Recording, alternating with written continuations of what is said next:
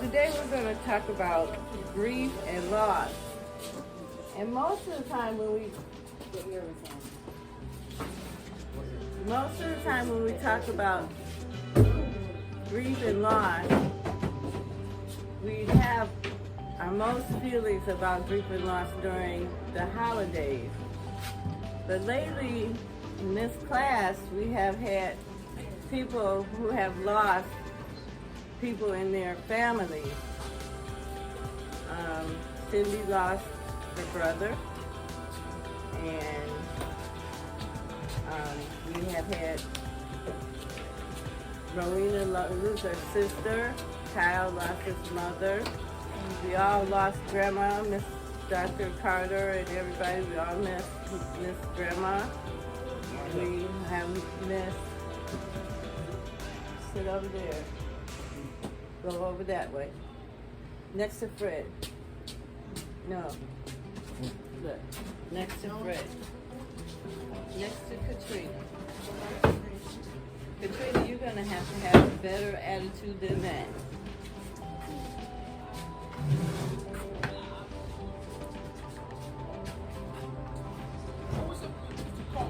So, let me ask you, how does someone usually feel after they lose someone that they are close to or that they love? Yes, what you say? It's really hard on the heart, the chest, and it's hard to express these feelings to somebody else. Because I lost my mom, I lost my dad, I lost my brother. Wow. And it's hard on my family to lose, and I lost my uncle on top of it on the life. And it's really hard on a person what they go through. It's hard to express to other people. It's how I talk to Mr. Coach Tony, because Coach Tony was definitely, I know how he feels, how Mr. Carter feels. And he said for me to calm down and do what you gotta do in the situation. Because it's hard for me to talk about it. It makes a person cry, and it hurts the other person has feelings. It hurts you inside, like a real pain, right? Yeah. What about you, Mildred? What is it? Makes you feel very sad. Do you think it wears on your mind and your body at all? Yes. Why do you think that? Why do you think grief? Like how I. Wait a minute, Isaac. You have to raise your hand, and I'll have to call on you. But I haven't called on you yet because we're going to ask some of the other people. Why do you think grief and loss hurts your body and your mind? Elizabeth. When you lose somebody that's been close to you, do you feel any way about that?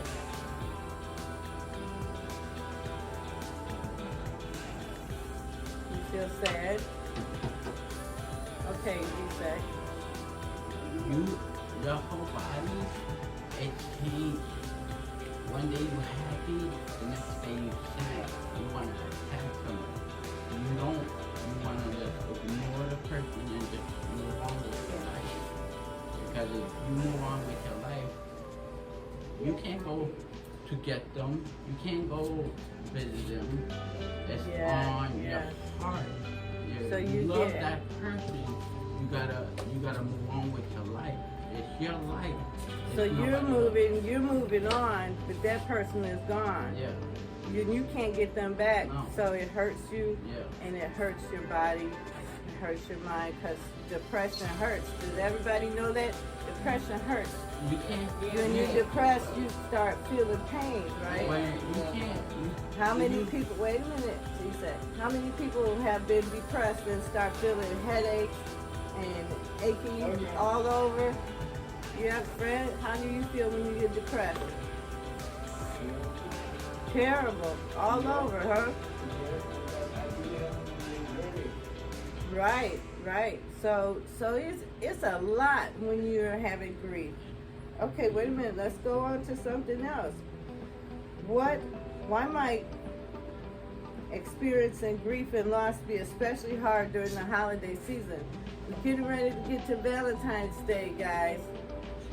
With holidays, I'm used to my whole family being next to the table, praying, eating, and everything. Now we don't even do that no more because I don't got my dad, I don't got my mom, I don't got people. I got my sister. My sister don't feel good, and I'm trying to be there next to her all the time. And it's hard for people to understand how other people feel. I understand grandma. Grandma was a beautiful woman, and I know how everybody feels when grandma's not around. Right? Yeah, all of us feel I miss Grandma Mary, right? People really much because they love grandma. They always respected her, and they respect Carter and Mr. Anthony, everybody in the family. This is a school. Everybody's a family. They're not supposed to disrespect you. Rayfield Family Literacy. Do you feel like family, guys? Yeah. How many people feel like family? I do. So if something happens to one of us, like one of us passes away, we're going to have a lot of grief. We're going to have a lot of feelings of loss. Even if someone moves away and we don't see them anymore, we feel feelings of grief and loss. Yes, Mildred? When a person dies, you feel real sad inside. And it's hard to, you have to take one step at a time. Oh, one step at a time. Let me tell you about those steps. There are different steps that you go through, universal stages of grief that most people experience. And the intensity of that, the duration, and the expressions are as unique to each person as is the healing process. So everybody experiences grief differently, but they go through the same stages of grief. So depending upon the nature of the loss, it can be as powerful and an overwhelming process that is accompanied by strong feelings, misunderstood behaviors, like people getting mad and punching a wall. Okay? You're so hurt, you mad, so you punch a wall. Are you allowed to do that here? No. No? So you're in trouble, right? Yeah, you do Yes, that. Fred. Yeah.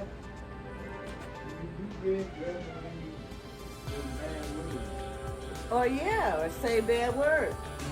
So your misunderstood behaviors and major disruptions to a person's ability to manage daily life tasks. Who feels like getting up in the morning if you're hurting with grief and loss? No. You don't even feel like getting up. Yes, Hector. You don't feel like getting up in the morning, let alone doing what you have to do every day. What do we have to do every day? We come to school, we turn on the virtual school, we listen to what's going on, Dr. Carter's message. We do our handwriting in the morning. Do the dishes. You do the dishes, right? You got daily things. Raise your hand. Remember we talked about that yesterday. Cleaning the bathroom. Cleaning the bathroom. Daily tasks. Making everything smell good. Making everybody feel happy. Do you feel like doing that when you're on the grief? Yes, I do. You do? Or so you just like to make people happy, huh? Yes, I do. Okay. I think that some people direct their attention toward working and other tasks to keep their mind off of the grief. I'm kind of feeling like that's what ESAC is doing. That he's staying busy. Staying busy. I remember when he was home during the pandemic, he called me every single day. Every single day Yes, I was without like, missing. I was like, Miss Carter, So I it's want like to a come routine. I was like, Miss Carter, I want to come back. I want to come back, Miss Carter. I want to come Every back. day. Every day. Wow. Oh, you love us here, right? So I think to me it was like he had it on a schedule and he was staying busy. So that helped you deal with your grief. Mildred, you wanted to say something?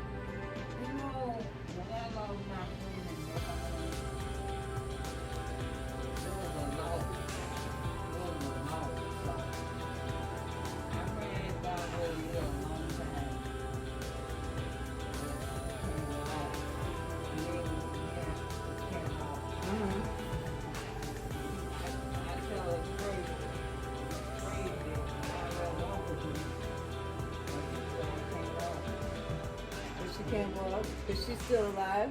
Well, she died. Oh, she died. Oh, wow. So You you like can't breathe. Can't breathe in here. you said you feel like you can't breathe? No, I think she wasn't breathing.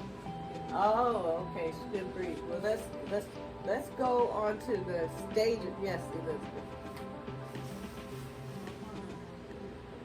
Hmm? He lost her grandma. You lost your grandma? How did you feel?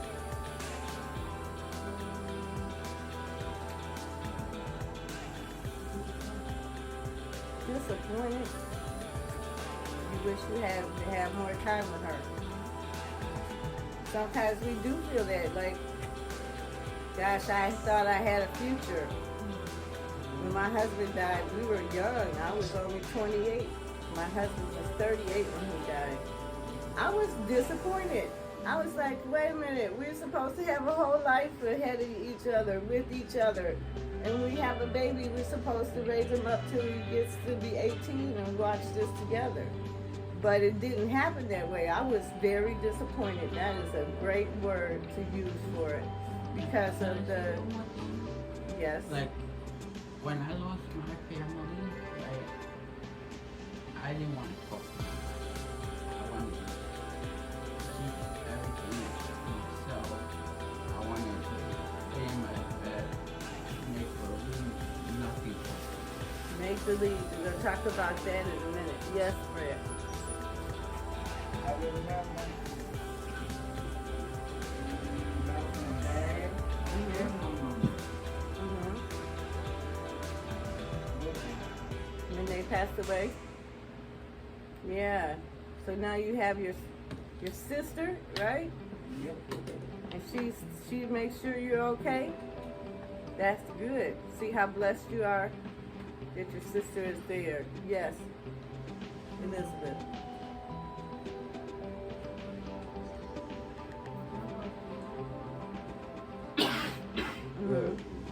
How did he take it?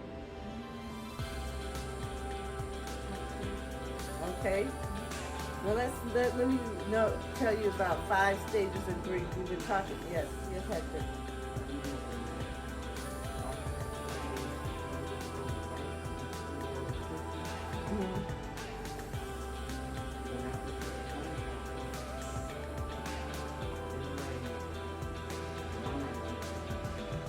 Wow.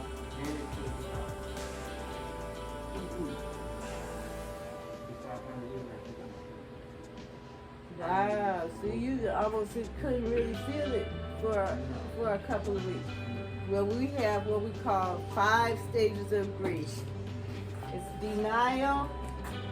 You push it away as a defense mechanism to buffer the immediate shock of the loss. So that's what you did, right? And some of us do this. You said you didn't even want to realize it really happened. You think, well, maybe it's... My father, he died from cancer. And he wanted, like when I was living in Boca a long time ago, he wanted to jump off the balcony window. Because he was so afraid of the cancer. He had cancer in his lungs. Right. It burned, and he Oh, wanted he was to in jump. such pain. Yeah, he wanted to jump out of the balcony window. My friend at that time, he was sleeping at my house. I fell asleep. I didn't know nothing. Goodbye. He saw my father ready to jump. He woke me up. He like, Isaac, your dad is ready to jump. I jumped out of my bed and went to the balcony because that was his spot where he worked. And he was ready. My mom was asleep. I was watching TV with him. Next day he wanted to jump out of the balcony window because there was screen. He wanted to jump through the screen. Because of the pain that Yeah, you felt. he was really in pain. Me and my friend saved his life. Okay, but I get you that along with They burned his whole no, what I'm saying, listen to me.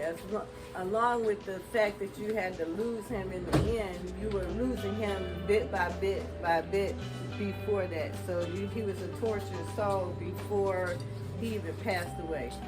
That makes us have even more grief and a feeling of loss when they're gone. Because that was my friend. That was my friend. I love him so much. And even he talks about every little thing. Oh, that's really special. And I do understand.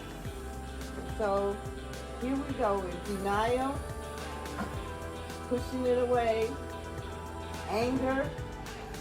As the pain of the loss takes over, anger can be directed towards the lost person, other people, life, and yourself. So you might actually get mad at the person for dying on you. You might be like, you know what? How can you leave me like this? He fell asleep in bed and didn't wake up. Okay. Yes, Mildred. Well, yeah, guys. But I didn't believe it. My daughter had called. I had called her daughter, and her daughter said, well, I'm on time. And I said, can't be the time.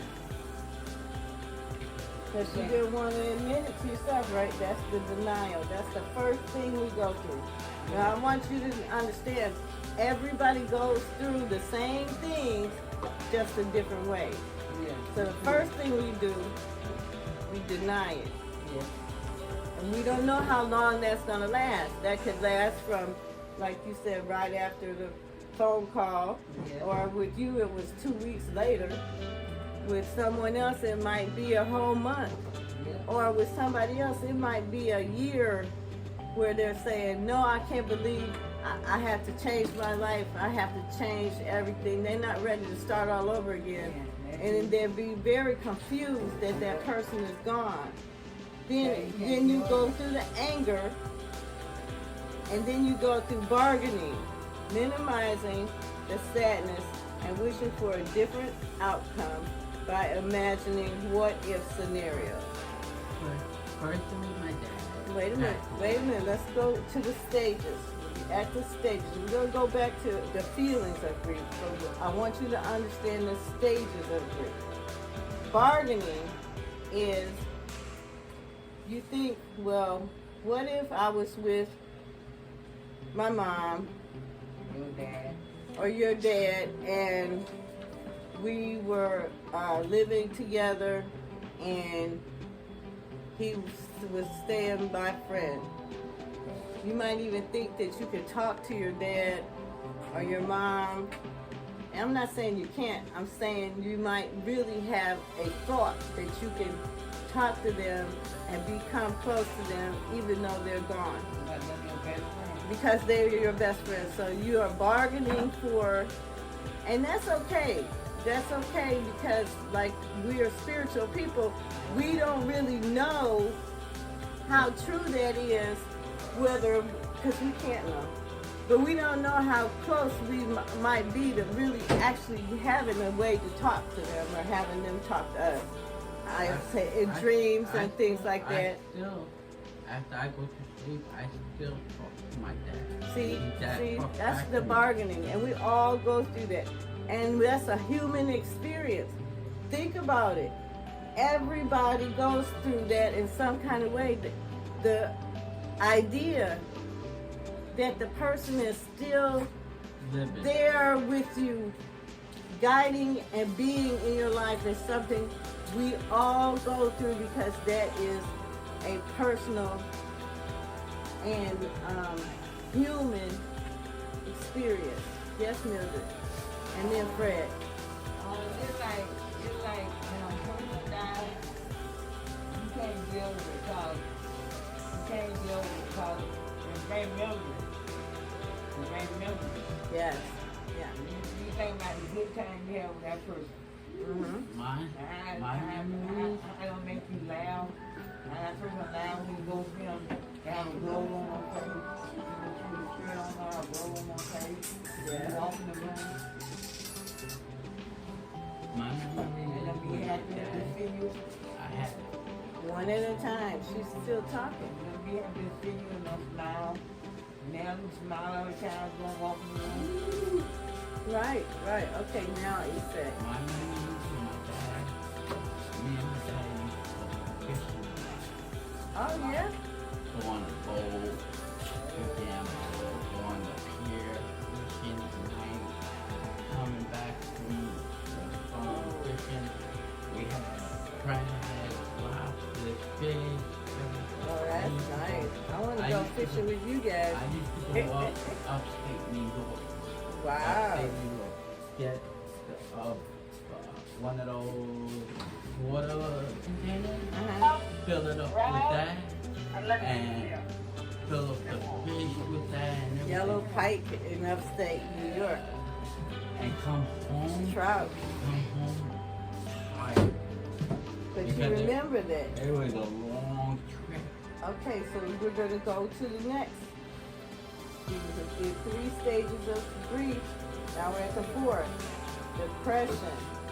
As the loss feels more present and unavoidable, now we can't get out of it. It's happened. An intense, let me finish, an intense sadness overshadows most aspects of life. Now, remember when I was talking about the human experience? Yeah. So how many of us are going to go through this if we lose somebody? All of us. It's the human experience. Yeah. It's the normal You go through that life. human experience. You go through that All life. of us are going to hit that point. Bottom. That bottom. Thank you. That's right. See, we talk about coping, right? And we talk about what does coping mean? Handling it. Handling it. You got it. Right. You got to be able to handle it. Yes. So wait a minute. I'm not done.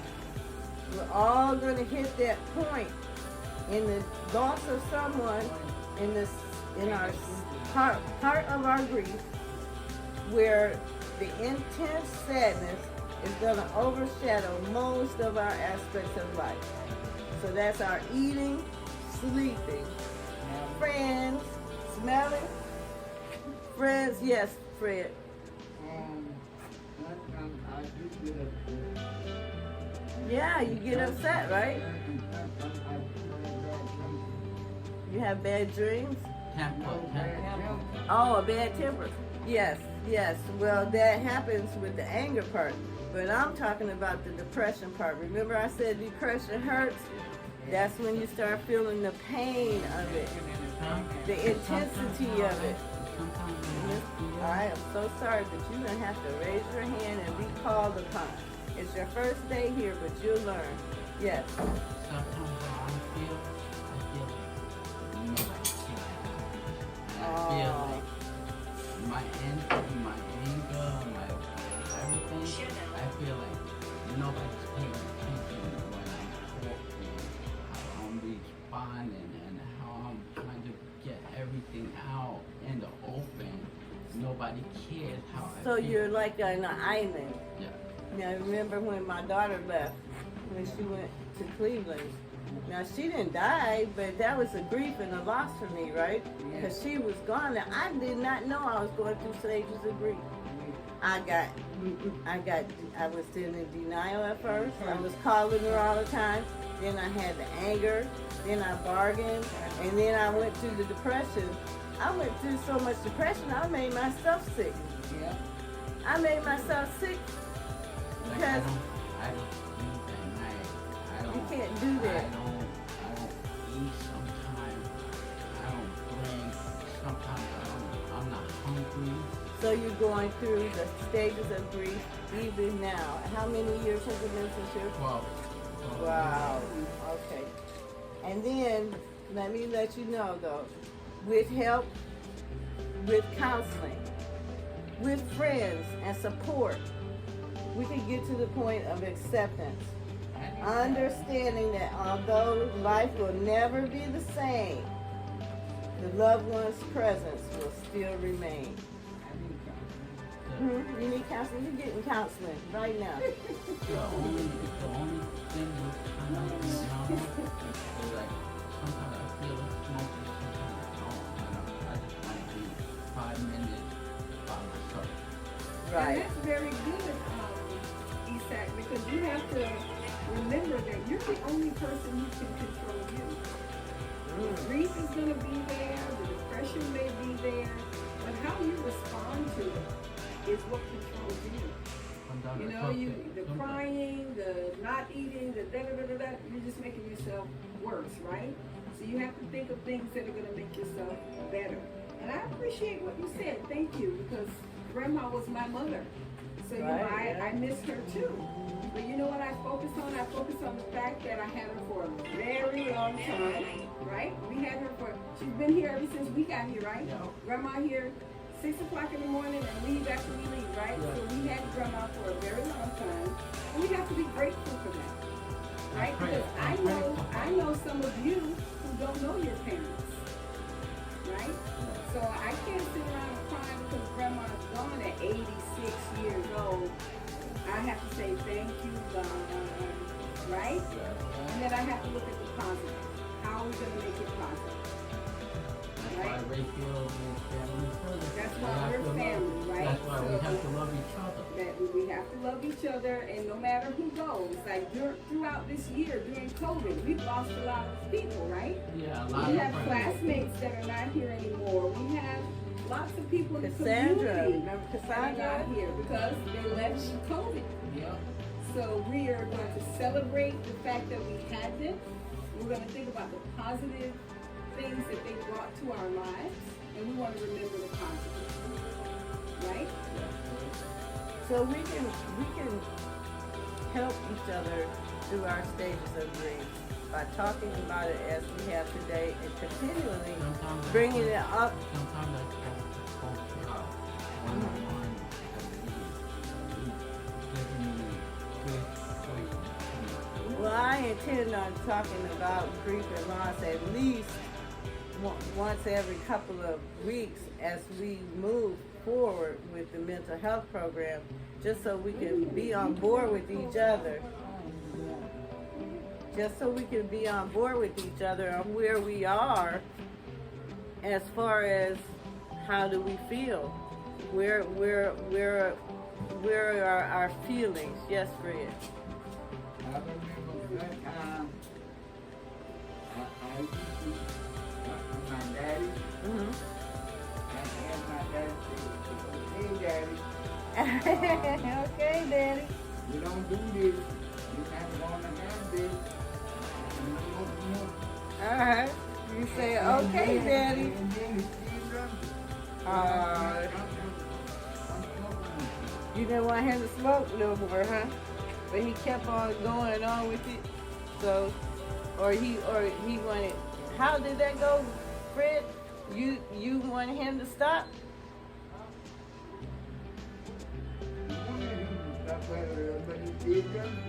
Oh, okay. Well, yeah, we can't control other people. So I'm gonna end here. My family was smoking for 10 years. Well, my family was smoking for many years as well. So we're gonna work on that nutritional habits and how to take care of ourselves. Yes, Hector.